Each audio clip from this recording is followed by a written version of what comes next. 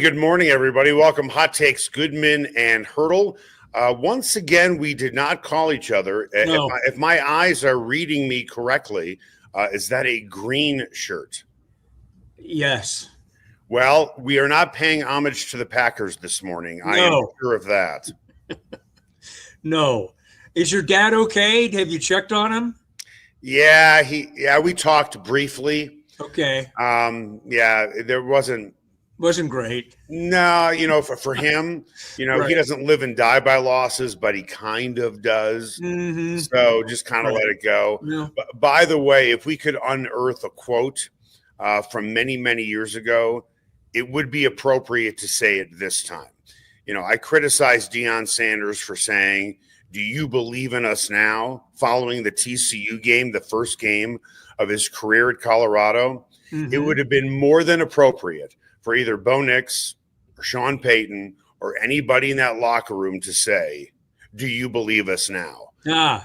Right? Yeah, I mean, and there were a few players saying that. The respect card was being played a little bit yesterday, really much more than I had heard it before. It hadn't really been much of an issue, but obviously with some guys it had been stewing a little bit, and they were more than willing to let us know about it yesterday. I thought it was interesting, and I thought they earned it, certainly, in that second half. It was quite a win, and we'll get into the degrees of what it means and what it means moving forward here coming up in the next couple of days. But it was an amazing third quarter after they got down by 9 and got a huge play from Patrick Surtain. So amazing. Want to tell you about the Sportsbook Bar and Grill. You can find them in the DTC, Highlands Ranch, Parker as well. An outstanding menu with so many burgers to choose from, wings with all different types of sauces. Their appetizers are great, from the Brussels sprouts to the Philly cheesesteak egg rolls and the cheese curds. It's a place that I do takeout from. That's how great I think it is. So if you're ever looking for a great sports bar to watch games, whether it is the menu, whether it is the atmosphere, the way it is set up, highly recommend the Sportsbook Bar and Grill in the DTC, Highlands Ranch, and Parker. Time now for the lead. The lead is presented by Sasquatch Casino, a family-owned casino that treats you like family. Game was a resume filler. Broncos have made the playoffs for the second year in a row.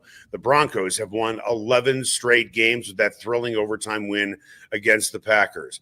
And there were so many great quotes coming out of yesterday's game. Bo Nix certainly started it off when he did the post-game interview on CBS and was asked about the Broncos being underdogs after the win, and he succinctly said, without skipping a beat, "We are overdogs."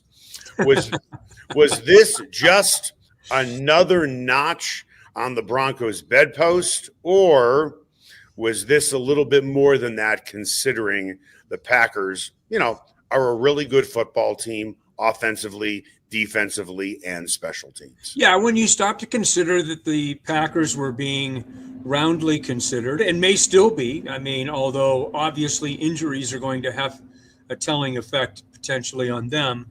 But when you're talking about a team that is one of the 3 legitimate candidates for the Super Bowl from the NFC, and I think that we can all agree that going into the weekend, Rams, Seahawks, Packers, put them in whatever order you wanted, that's fine, but they were in the mix, a serious conversation.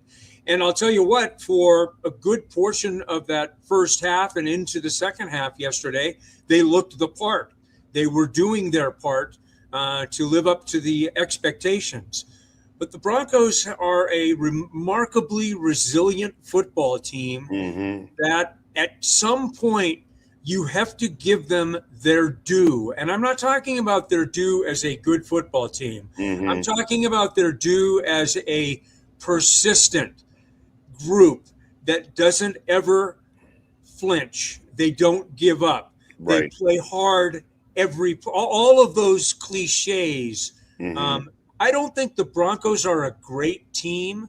I think the Broncos are a very good team. They might be able to get to great. I think that there's still a ceiling that they're playing under, that they could be even better than they were yesterday. But it was a You used the term litmus test on Friday. Yep. And you could certainly make the argument. I liken it a little bit more for me. It was the late season version of the win in Philadelphia from a standpoint of maybe not totally expected, but they got in it. They knew they had a great chance to win.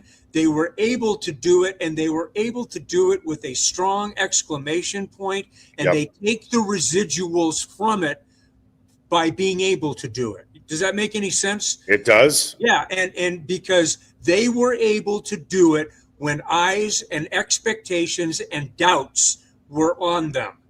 So now you go in, now you've got 3 games left, and you can make an argument that the biggest jump was the one over the Packers. Now you got to go prove it week in and week out here over the next 3 weeks, but the path is pretty clear. Well, let's go back to 2015. And what was the game that made that team believe we can do this? It was a win over the Packers at home. Final score in that game was 29-10. And before any Packers fans want to make any excuses, and I'm thinking of my dad because he brought this up to me when we spoke briefly about Watson and Micah Parsons both being injured. And fortunately, for Watson, he was hospitalized but did go home with the team. Yeah, I was glad to hear that. With a chest injury. And Micah Parsons is going to be out for the playoffs. Very sad. Torn ACL. And then you have Patrick Mahomes with a torn ACL as well. But I want to go back to something. When Micah Parsons got injured, the Broncos had already put 21 points on the board.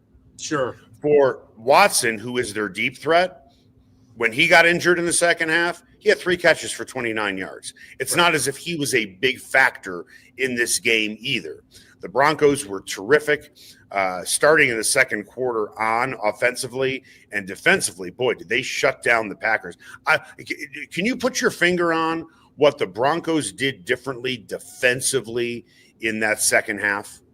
Well, first of all, they played more zone than they had played in any game this season. This is a man-to-man defensive team. They believe in man-to-man pressure, and that's how they play. Right. But Vance Joseph dialed up more zone coverage than any game that they have played all season long. And that's part of adjusting to the opponent and giving yourself the best chance with what you have available. It's not like the Broncos don't play any zone. Right. Played a lot of zone.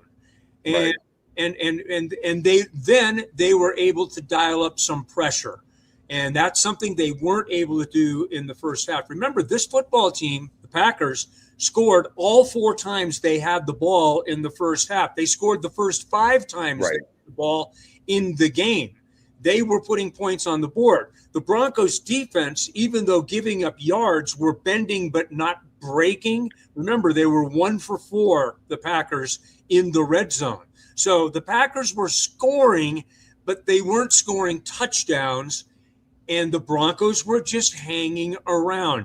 Now, the 3 that they got, the Packers got at the end of the first half, and the 7 they added at the beginning of the second half made it a little bit of a dangerous zone. There was a feeling like, okay, if the Packers get the next one, this game could be a tough one to rein back in. There was definitely that feeling. Make no mistake. They were on the edge. But I am not someone who ever complains about the refs, ever, because it's an entire game that you get to play, and one play is not going to determine the outcome. And, of course, if the play happens with 30 seconds to go in the game, that's the argument. My argument is what happened in the other 59 minutes and 30 seconds. Right. However, I did say to my father, and for those that do or don't know, he was a guest on Friday. He's a huge Packers fan. Yeah. We never bring guests on this show because it's only 40 minutes. And a very insightful Packer fan. Yes. A guy that really does his work and really immerses himself. He's very knowledgeable. And this is what I said to him, after the game.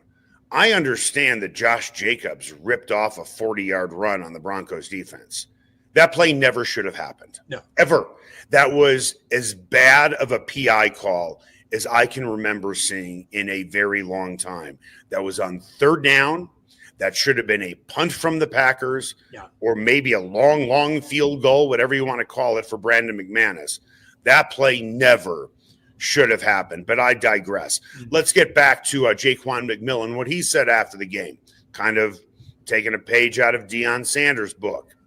Bet they believe in us now.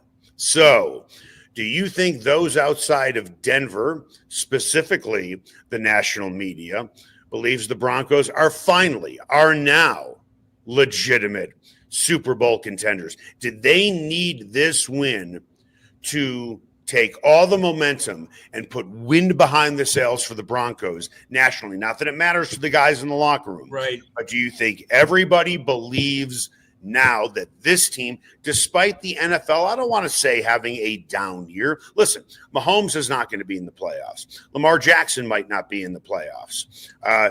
Drake May, for as great as he is, he hasn't led a fourth quarter comeback. Joe Burrow's not going to be in the playoffs. That's right. So there are a lot of teams that are really injured. The Rams are really injured. It looks like it's not an easier path, but a clear path for the Broncos to win it all because of what's going on around the NFL. But at the end of the day, the Broncos have remained healthy for the most part. Yep. And they haven't steamrolled teams, but they have found a way to win. And now, when the new power rankings come out, in which they were not ranked number one in 9 services last week, will they finally get the respect? Not that the Broncos need, quite frankly. Maybe it'd be better if everyone disrespects the Broncos, because that chip on their shoulder has worked pretty well for them. I see. I tend to be in that camp. That's the camp I like. Even, and it sounds Harry high school kind of, collegiate of me, to talk about those kind of emotions. But it is a real thing. There is a perception within that locker room. They talked about it yesterday. I don't think it's overarching. I don't think it's what rules them. I think they have a very strong confidence in who they are and what they can continue to be. And I think that they understand that the path for them is good. And the fact that the NFL is down this year, who cares? What difference does it make? Is someone still going to win the Super Bowl? Right. Is that going to be devalued because season hasn't been canceled yet? Right. Yeah, I'm pretty sure that because and bless him, it almost made me sick to see Patrick Mahomes go down. It was a visceral feeling for me to see a guy like him go down like that. But I'm sorry. Someone is still going to win the Super Bowl, and the value of winning the Super Bowl will not be diminished because who wasn't in the race. You know what? The Chiefs are 6-8. 6-8. Lamar Jackson's not going to be there because the Ravens couldn't win games early in the season. Right. Joe Burrow's going to be there because, unfortunately, he was injured in the season. They're not going to be there early on in the season. So, look, you don't make any apologies. You know how this is, Eric. At the end of the day in the NFL, did you win the game or not? Right. That's basically what it boils down to. Now, having said that, yes, I do think that there will be a shift in the national narrative. Yeah. I don't know how there couldn't be a shift in the national narrative. I know the narrative coming out of Green Bay, and I get it. When you lose 2 players like that, that's going to be the narrative. They don't have to give their due to Denver. The scoreboard does its own talking, and the Broncos talked loudly yesterday down the stretch. Is it fair to say that the Broncos offense that scored 34 points was more hurry up yesterday? They played with pace. Yes. So with that, if I'm a defensive coordinator playing the Broncos moving forward, I'm kind of scratching my head thinking, what game plan is Sean Payton going to have for us for this one? I'm guessing, or I would think, there will be some seeds of doubt for any defensive coordinator moving forward, because we saw two completely different game plans in consecutive weeks. Against the Raiders, oh goodness, it was heavy package, heavy package, heavy package. And in this one, it wasn't heavy package. It was, we are going to sling the ball around the field with a lot of pace. And now you're thinking as a defensive coordinator, what do I prepare for? Yeah, it's a tough one. And that's the goal. And when you listen, as we do, week in and week out, day in and day out, you begin to understand the consistency that this coaching staff prepares each week. In other words, they start from scratch. You know, Sean talks, remember in the off season, he was talking about there's no carryover from the playoffs. You start from scratch each year. And, you know, and I think a lot of people are like, okay, Sean, right. I mean, there's got to be some residuals when you've got a young football team that's had unexpected success and they get to the playoffs. There's got to be some kind of, confidence, the residuals of confidence that were planted in a 10-win season that was a bit of a surprise. Well, not really. When you get right down to it, and he kept reminding us, you start from scratch. Well, that's how you do it every single week. And that's how they do it. I mean, Sean says to us every single week, there's not a week that goes by. It depends on the opponent. The game plan changes. You try to put yourself in the best position for what you're able to do against the team that you are playing against.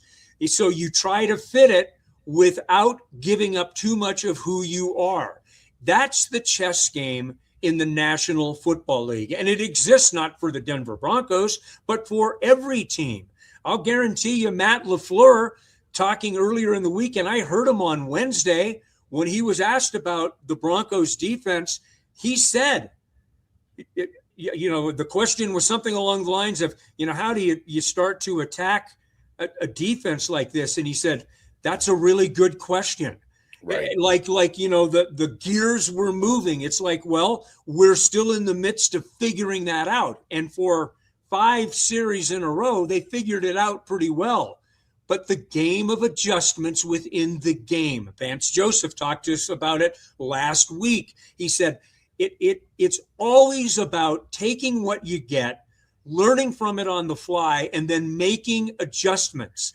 And they made adjustments. Looking at that first half defensively, I cannot remember the last time, meaning this season specifically, unless maybe we're talking about the Colts game, in which I've seen so many wide open opposing wide receivers. I mean, there was nobody near those wide receivers. And the Packers have a really good stable of very good wide receivers, a lot of weapons. But in that second half, and I know you don't like when I do this, when I take away a big chunk play, but I think there is merit to what I'm about to say. Again, that pass interference on Riley Moss should have never been called. That was third down. Now add on 40 yards for Josh Jacobs, who ran in for a touchdown. The Packers had 111 total yards in the second half, where Love had a career first half against the Broncos. So take that 111 and subtract 40, because that play never should have happened. Sorry. Again, I'm not somebody who complains about the refs. And the Packers were literally held to 111 yards. But realistically, they held the Packers to 71 yards in the second half. I thought that the PI against Riley Moss was a legacy call in that. No question.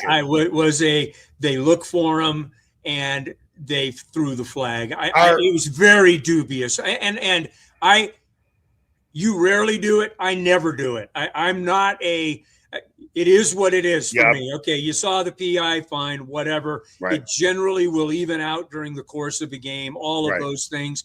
I get it. I thought that was at best a dubious call. No question. I mean, I did a radio show with Bill Michaels in Milwaukee. Yeah. And I said, hey, if you're the Packers, this is your game plan. Throw deep on Riley Moss. Mm-hmm. He's good for at least one PI call a game, whether it's legitimate or not. Right. I know Watson's fast and Surtan's going to be on him. Don't test him, because eventually Surtan is going to bite you. And that's exactly what happened.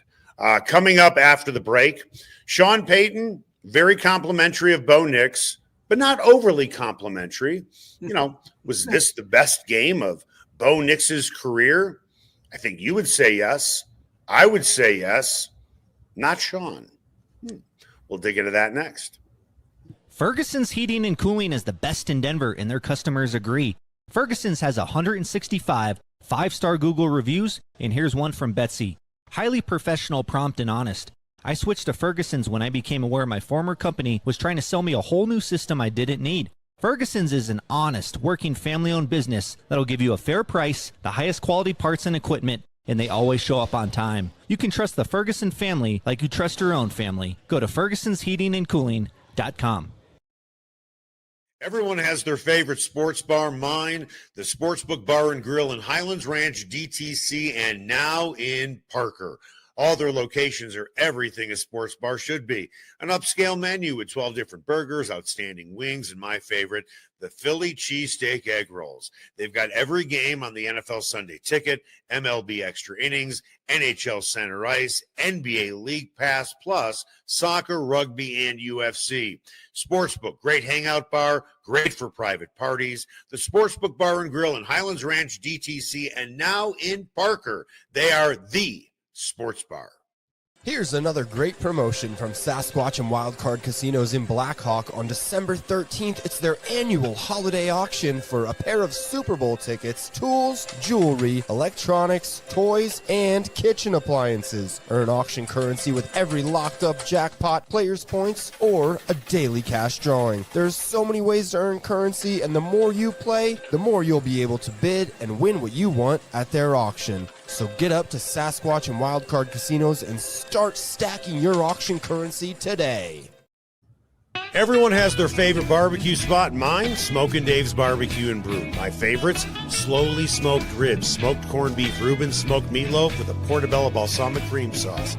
Don't forget about Smokin' Dave's 16-hour smoked brisket and pork with one of their 4 homemade barbecue sauces. Great sides, you bet. Barbecue beans made with pork and brisket and their southern corn bake. Man, you gotta try it. Plus, they have amazing non-barbecue entrees on the menu. Go where I go, Smokin' Dave's Barbecue and Brew in North Denver. Ever wondered where city and county fleet vehicles go when they retire? Now's your chance to find out and score big. Imagine driving away with a great deal on a reliable vehicle. For over 45 years, Roller Auction has been the trusted source for government fleet vehicles and equipment. Trucks, SUVs, sedans, and more, all selling to the highest bidder. Don't miss out. Visit roller.bid/hot takes to get auction updates today. Your next vehicle could be just a click away. And welcome back, Hot Takes, Goodman and Haertl. Time now for What's Trending. What's Trending is presented by Ferguson's Heating and Cooling. Your family should trust the Ferguson family for all your heating and cooling needs, and you'll see why they have over 165 5-star Google reviews. Make an appointment today at fergusonsheatingandcooling.com. Sean Payton, after the game, said this about Bo Nix. This was one of the better games for Bo. I'm going to have to disagree with Sean that this was the best game for Bo. For this reason, listen, Bo Nix rose to the occasion, not to suggest he hasn't been able to rise to the occasion for many games that he has played. But when you look at the 4 touchdowns that he threw against the Cowboys, a terrible defense, and the 4 touchdowns that he threw against the Packers, when you look at the quality of the Packers defense and the Cowboys defense, there is a difference. And Bo Nix came up big in arguably the biggest game of his career. Arguably. I'm not saying it was, but looking at all the buildup going into the game, how for real are the Broncos, specifically their offense, he answered the bell every single time it was run. And the thing is, Eric, that this has been on the back end now of a very rhythmic last month for him. You go all the way back to the Chiefs game now and just check what this offense has been able to do, or Bo Nix more in the offense.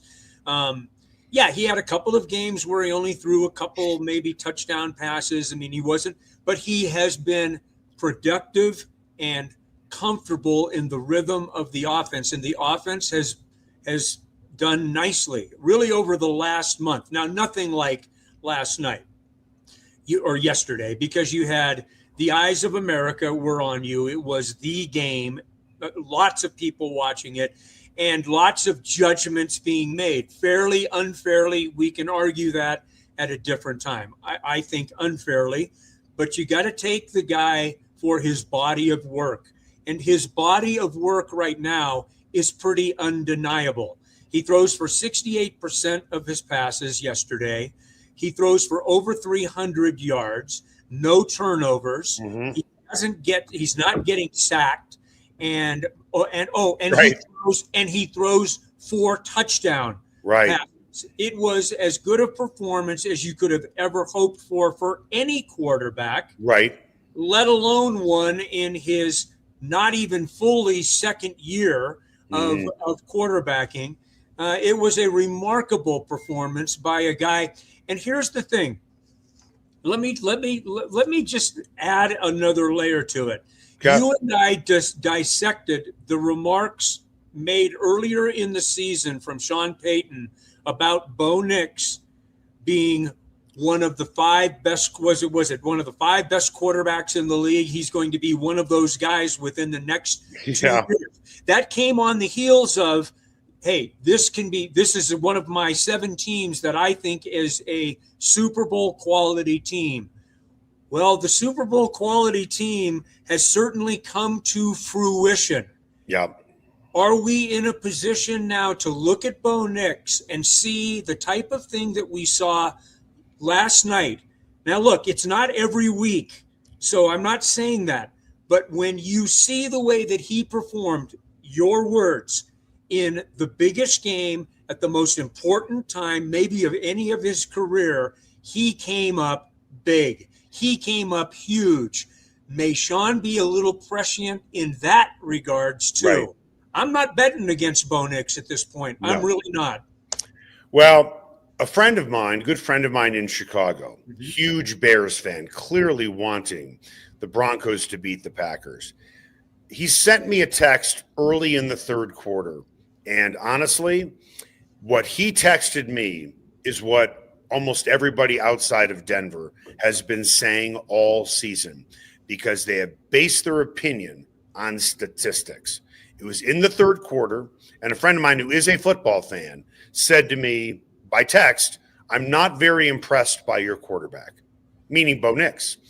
And I said, okay, he's led 6 fourth quarter comebacks. They have been 1-score games. In this particular game, at this point, he texted me, he's completed 77% of his passes and 3 touchdowns. What are you not impressed by?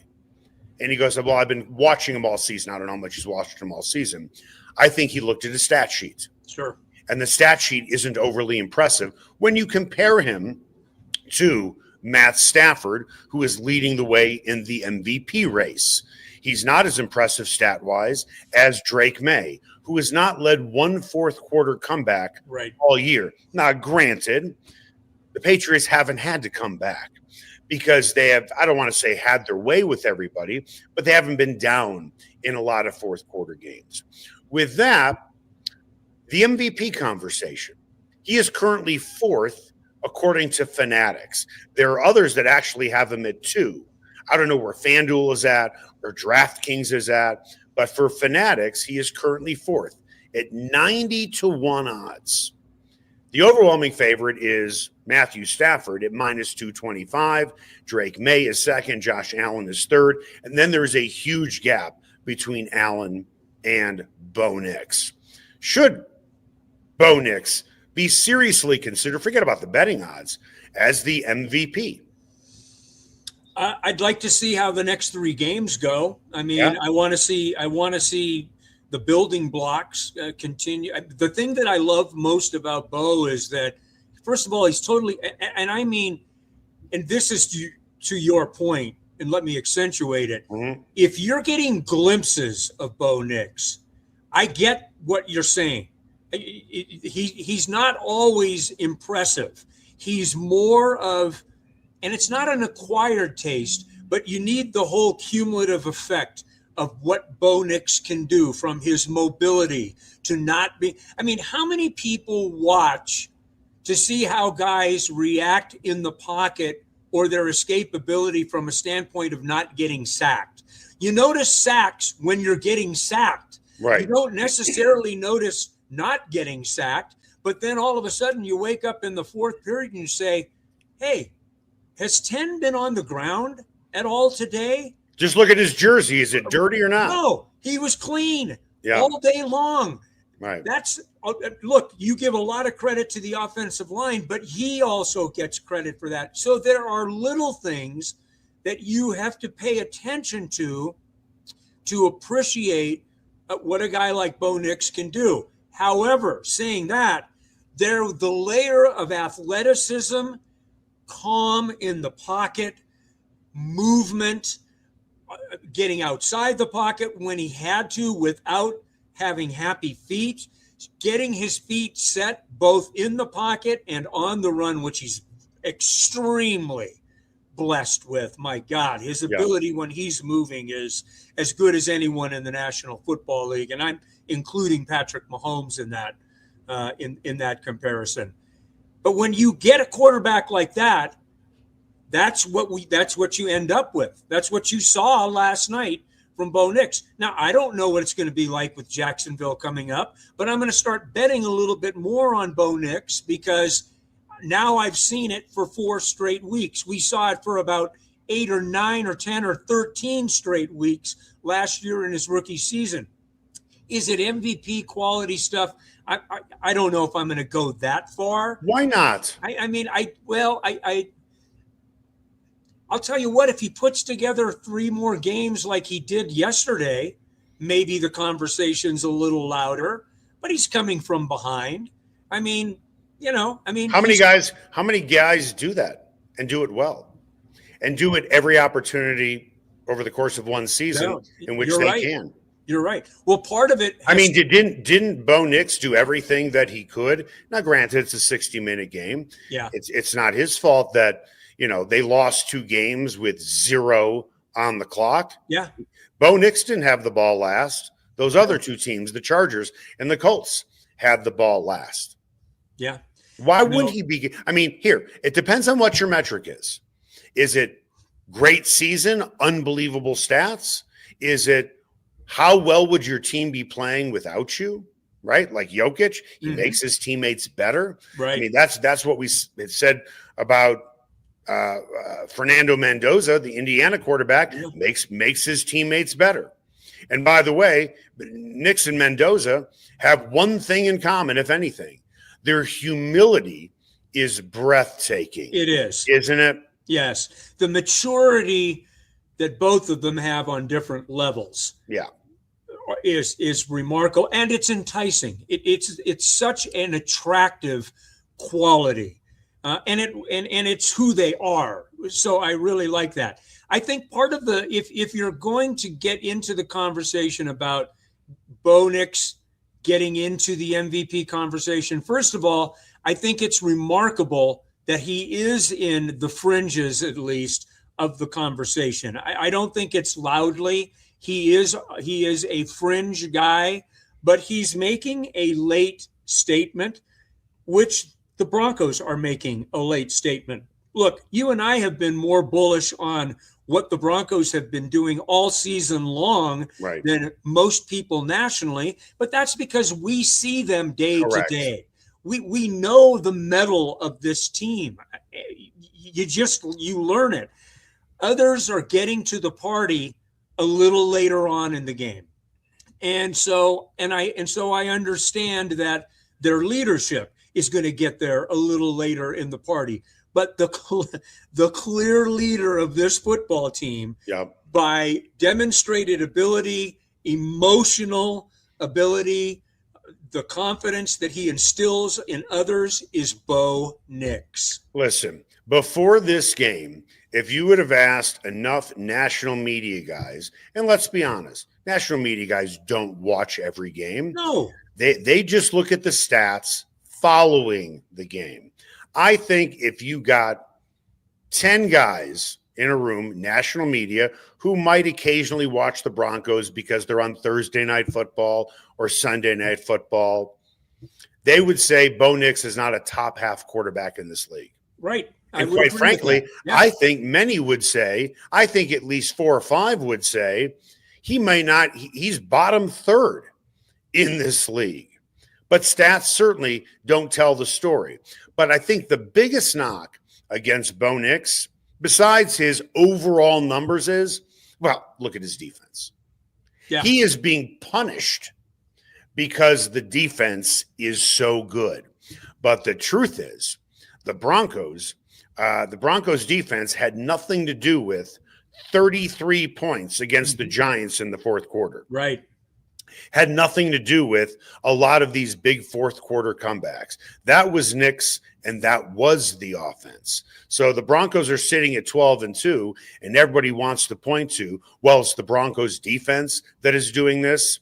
There is a difference between the Broncos defense and Nix leading comebacks and the 2015 defense, in which they knew they were not going to get much from the offense, and rarely did they get a lot from the offense for the most part when Peyton Manning went out. And even the Kansas City game is where Manning went out, but it's not as if the Broncos were lighting it up offensively either during that time. No, you're right. And I always get back to the ultimate truth, and you can't pull some metrics that you use to determine the greatness of a quarterback for some guys and not allow it to apply to others. Bo Nix is 22-9 as a starter, 22-9 as a starter in his now second year of the National Football League. Is he winning games? He's won 22 of 31 starts in the National Football League. Yeah, you're damn right that he's got a good defense. Yeah, you're damn right that he's now starting to get good complementary play from his special teams. Yeah, that's what good football teams do.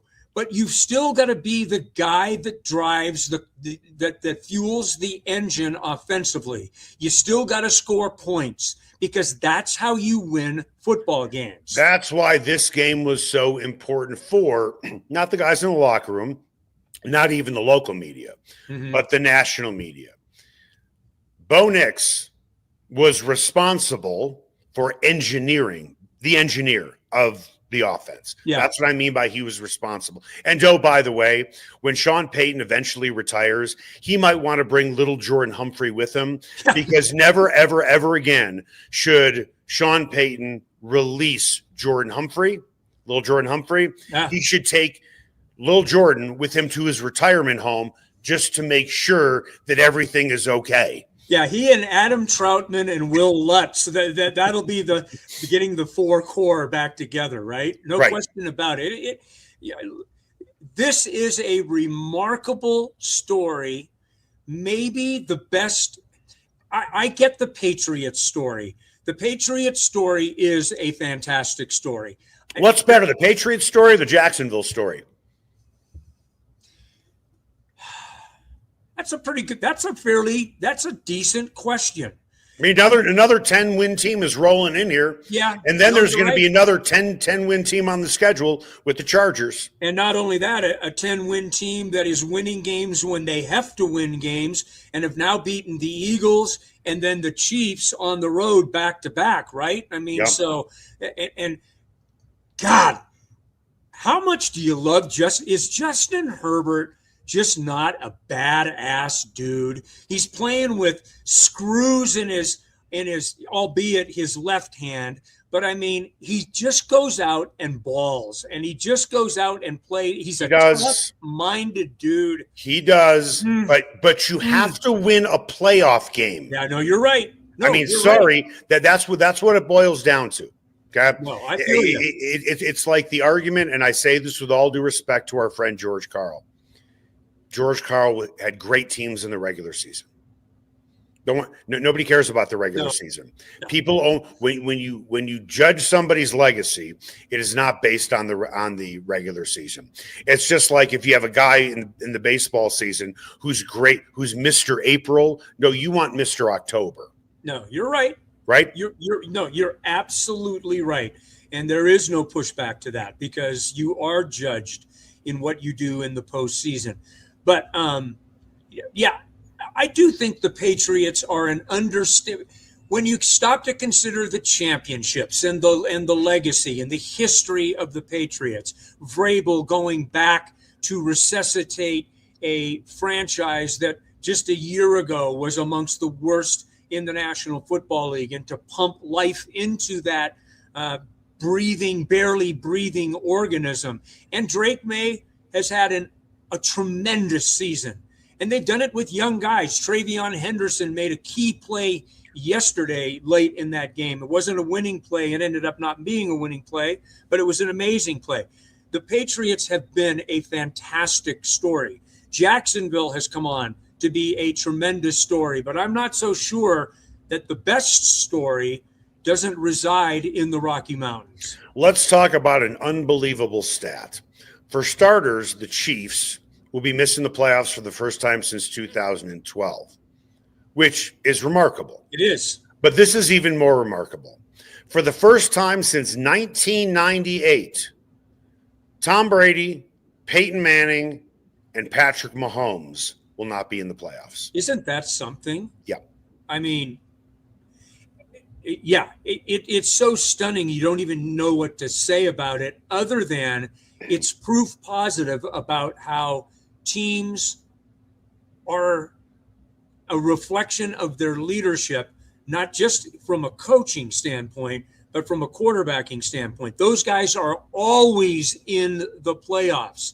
So is this a one-off for the Chiefs? What do you think? Do you, the lazy analysis is, or the lazy question is, are the Chiefs done? Is their playoff run over?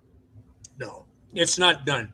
And by the way, I didn't mean to cut you off. No, it is interesting, and people are talking about this nationally.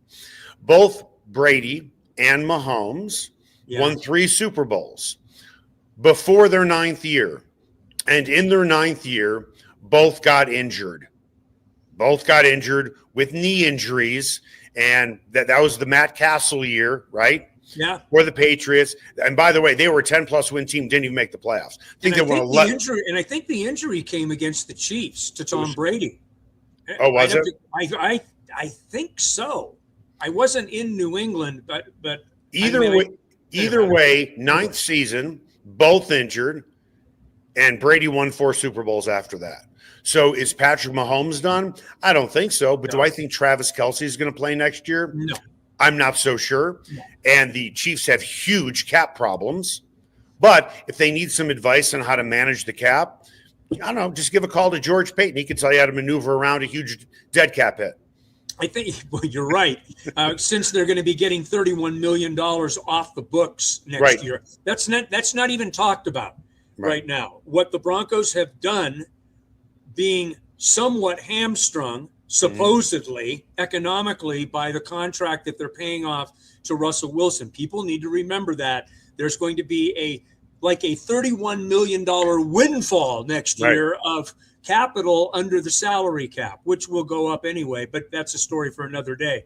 The Chiefs will continue to be relevant because they will have a 3rd place schedule next year. And that is people need to remember that is a huge help as well. The Broncos, with all due respect, are playing a 3rd place schedule this year, right? I think it's a 3rd place schedule. And that third, I think it's a 3rd. Yeah. And that 3rd place schedule, ironically, lined them up, I believe, against the 3rd place Green Bay Packers. Yeah.